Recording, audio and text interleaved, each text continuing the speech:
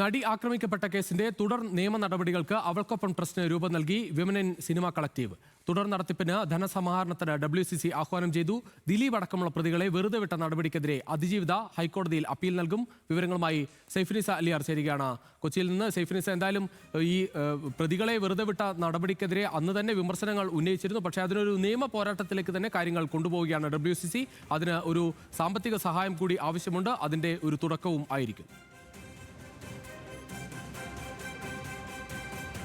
രുചീഷ്, തീർച്ചയായും അവൾക്കൊപ്പം legal supporting trust എന്ന പേരിലാണ് ഇപ്പോൾ ഒരു ട്രസ്റ്റ് WCC രൂപീകരിച്ചിരിക്കുന്നത്. ഇത് ഈ ആക്രമിക്കപ്പെട്ട നടിയുടെ കൂടി സമ്മതത്തോടു കൂടി രൂപീകരിക്കപ്പെട്ട ട്രസ്റ്റാണ്. അതിൻ്റെ ഈ മേൽനോട്ടമെല്ലാം തന്നെ അവരുടെ താല്പര്യങ്ങൾക്ക് അനുസരിച്ചായിരിക്കും പ്രവർത്തിക്കുക എന്നുള്ളത് തന്നെ ഈ WCC അവരുടെ വാർത്താക്കുറിപ്പിൽ വ്യക്തമാക്കുന്നുണ്ട്. പ്രധാനമായുള്ള കാര്യം എന്ന് പറയുന്നത് 4 പ്രതികളെ വെറുതെ വിട്ട നടപടി.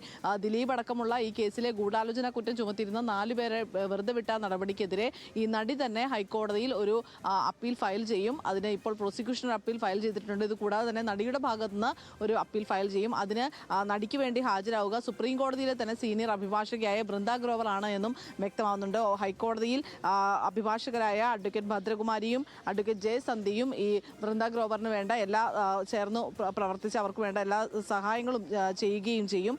നിലവിൽ ഈ പോരാട്ടം എന്ന് പറയുന്നത് കേരള ജനതയുടെ ഒരു പോരാട്ടമാണ്. കാരണം ഈ പ്രതികളെ വെറുതെ വിട്ട നടപടി വലിയ രീതിയിൽ മുറിവേൽപ്പിച്ചൊരു കാര്യവുമാണ്. അതുകൊണ്ട് തന്നെ ആ വിധിക്കെതിരെ ഒരു അപ്പീൽ പോവുക എന്നുള്ളത് മേൽക്കോടതികളെ സമീപിക്കണം. നീണ്ട ഒരു നിയമ പോരാട്ടം തന്നെയാണ്. അതിന് വലിയ തുക ചെലവ് വരും. അതുകൊണ്ട് തന്നെ സുമനസ്സുകളായ ജനങ്ങളെല്ലാം തന്നെ ഈ നടിക്കൊപ്പം ഈ കേസിന്റെ വിധിയിൽ ഒരു കൃത്യമായ വിധി വരണമെന്നും എല്ലാ പ്രതികളും ശിക്ഷിക്കപ്പെടണമെന്നും ആഗ്രഹിക്കുന്ന ജനങ്ങളെല്ലാവരും തന്നെ അവർക്ക് വേണ്ടി ഒരു ചെറിയ തുക സംഭാവനയായി നൽകി ഈ ട്രസ്റ്റിനൊപ്പം ചേർന്ന് പ്രവർത്തിക്കണം എന്നുള്ളതാണ് WCC ആവശ്യപ്പെടുന്നത്. ഇതിനൊപ്പം തന്നെ അതിജീവിതമാരായ മറ്റ് ആളുകൾക്കും ഈ ട്രസ്റ്റിന്റെ സഹായം നൽകും. അതിന് ഒരു പ്രത്യേകമായ ഒരു സൂക്ഷ്മ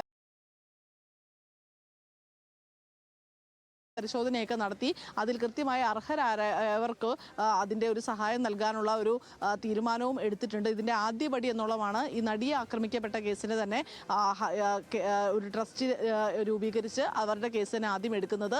ഇതിനൊപ്പം തന്നെ ഈ കോടതിയുടെ പരിഗണനയിലിരിക്കെ വിചാരണ കോടതിയുടെ പരിഗണനയിലിരിക്കെ അവിടെ സൂക്ഷിച്ചിരുന്ന മെമ്മറി കാർഡ് പരിശോധിച്ചതിൽ വലിയ വീഴ്ച വന്നിട്ടുണ്ട്. ആ പരിശോധിച്ചതിൽ കൃത്യമായ നടപടി കോടതിയുടെ ഭാഗത്തുനിന്നുണ്ടായിട്ടില്ല. അതുകൊണ്ട് തന്നെ അതിലും ഒരു നിയമ നടപടി ആവശ്യമുണ്ട്.